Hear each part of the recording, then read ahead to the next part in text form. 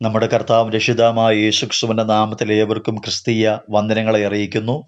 സർവശക്തനായ ദൈവം നമ്മെ എല്ലാവരെയും ഒരുമിച്ച് അനുഗ്രഹിക്കുമാറാകട്ടെ.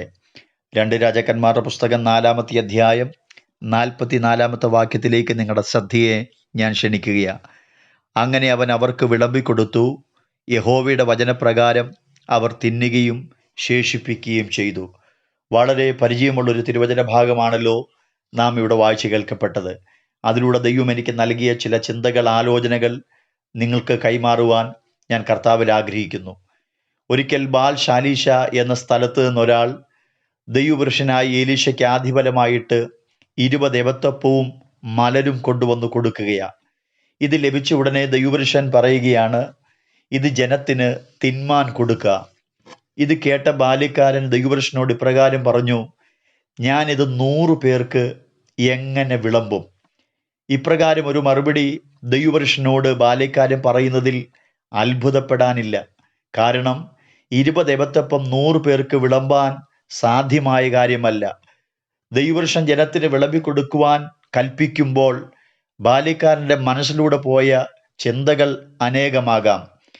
അതിൽ എൻ്റെ മനസ്സിൽ വന്ന 1-2 ചിന്തകൾ ഞാൻ നിങ്ങളുമായിട്ട് പങ്കുവയ്ക്കട്ടെ.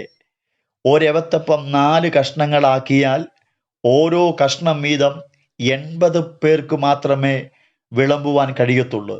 ബാക്കി 20 പേർ അവശേഷിക്കുകയാണ്. ഒരെവത്തപ്പം 4 കഷ്ണങ്ങളാക്കിയാൽ ഓരോ കഷ്ണം വീതം വിളമ്പിയാൽ 80 പേർക്ക് വിളമ്പുവാൻ കഴിയത്തുള്ളൂ.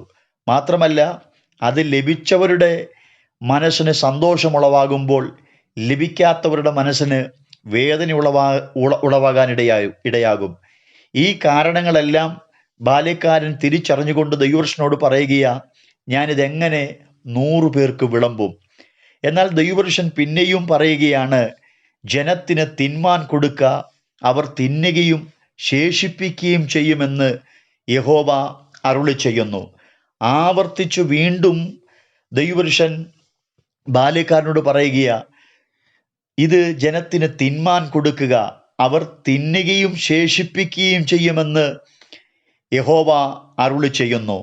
മുമ്പ് പറയാത്ത കാര്യം ഈ രണ്ടാമത് താൻ കൽപ്പിക്കുമ്പോൾ പറയുകയാണ്, ഇത് ജനത്തിന് തിന്മാൻ കൊടുക്കുക, അവർ തിന്നുകയും ശേഷിപ്പിക്കുകയും ചെയ്യുമെന്ന് ദൈവമായ യഹോവ അരുളി ചെയ്യുന്നു.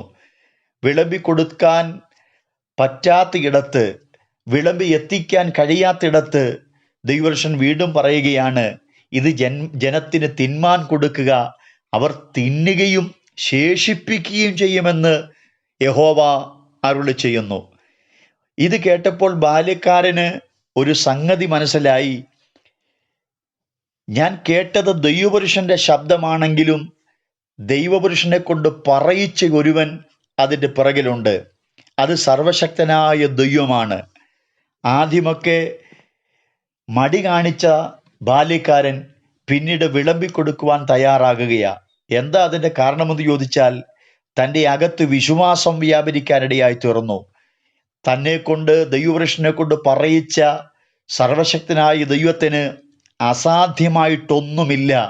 ദൈവത്തിന് പ്രവർത്തിക്കാൻ കഴിയുമെന്ന വിശ്വാസം തൻ്റെ അകത്ത് വ്യാപരിക്കപ്പെട്ടു.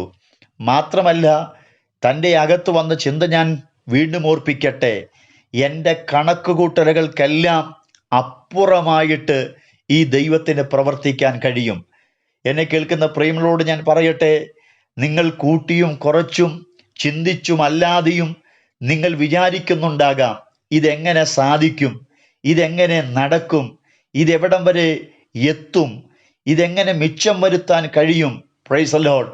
ദൈവത്തിൻ്റെ വചനത്തിൽ ആശ്രയിച്ചുകൊണ്ട് ഞാൻ നിങ്ങൾക്ക് കൈമാറട്ടെ, നിങ്ങളുടെ കണക്കുകൂട്ടലുകൾക്കെല്ലാം മുകളിലായി, അപ്പുറമായി ദൈവം നിങ്ങൾക്ക് വേണ്ടി പ്രവർത്തിക്കും.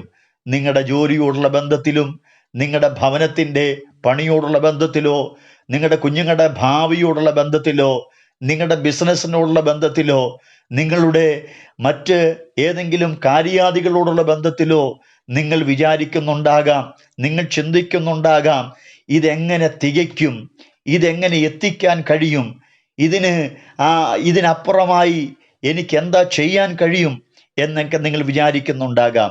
എന്നാൽ ഞാൻ ആത്മനിയോഗത്തോടെ ദൈവത്തിൻ്റെ വചനത്തിൻ്റെ പിൻബലത്തിൽ നിന്നുകൊണ്ട് നിങ്ങളോട് ദൈവത്തിൻ്റെ ശബ്ദം കൈമാറട്ടെ.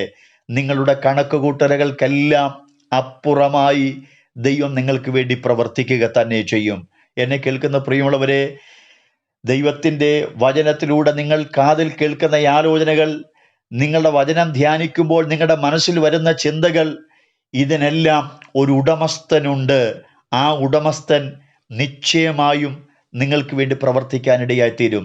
44-ാം വാക്യത്തിൻ്റെ അവസാന ഭാഗത്ത് ഇങ്ങനെയാണ് നാം കാണുന്നത്: യഹോവയുടെ വചനപ്രകാരം അവർ തിന്നുകയും ശേഷിപ്പിക്കുകയും ചെയ്തു.